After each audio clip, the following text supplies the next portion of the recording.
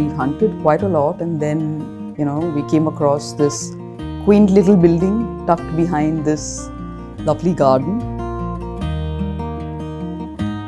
We really liked it because it had lovely light and ventilation from both sides.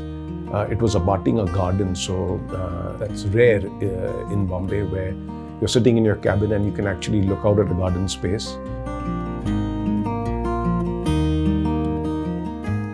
We, of course, had to keep the palette fairly neutral, deep brown and white, and with hints of a bright pop of red.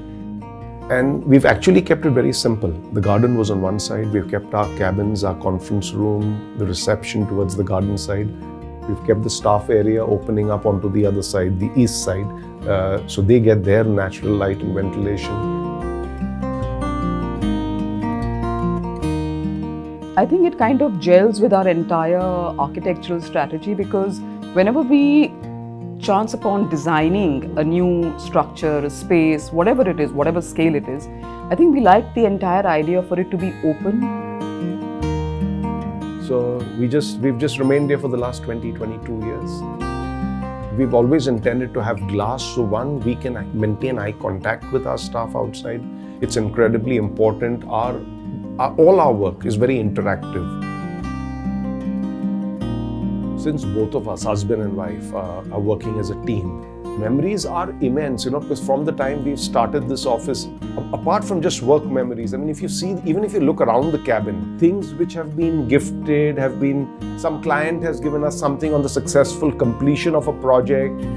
When my son was born, Rehan, Arzan Khambata, a renowned sculptor and a very dear friend of ours, he actually gifted us a sculpted father, a mother, and a child in a pram. So that has always been, it's always been here. Pen sketch you see is of Paresh Maiti. When we worked with Paresh on one of our projects, Paresh has gifted to us. So all those memories, you can say, are filled up in the cabin. And being in that lockdown and being very few people in one apartment, I think it felt so nice to come back to office and be amongst the staff. So I think, like I said, I spend no time in the cabin, and I'm always outside, sitting on the conference table or just standing and seeing the work. Seema has no such inhibitions. She is prepared to do pretty much anything. She doesn't think any task is beyond her. She can multitask. There are only strengths. And there is nobody professionally whose ideas I would value more than Seema's. So it's great. For Seema ma'am, the designing never stops till the end of the project. So the way she thinks about a project, the way she just keeps on making it better, is something that I have tried to incorporate to the best of my abilities. And for Sir, the way he structures himself, the way he handles himself, the poise that he handles himself with, I've not seen that in many people.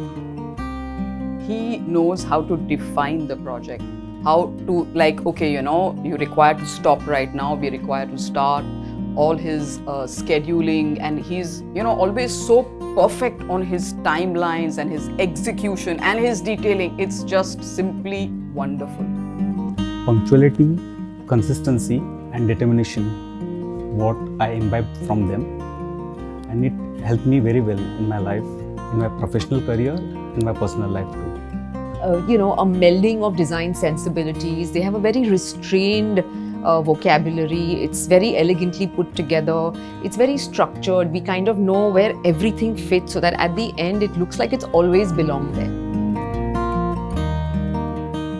It's just been, I think we've all grown together as individuals and as a team too. Designing is there, it's great, and there's no denying that.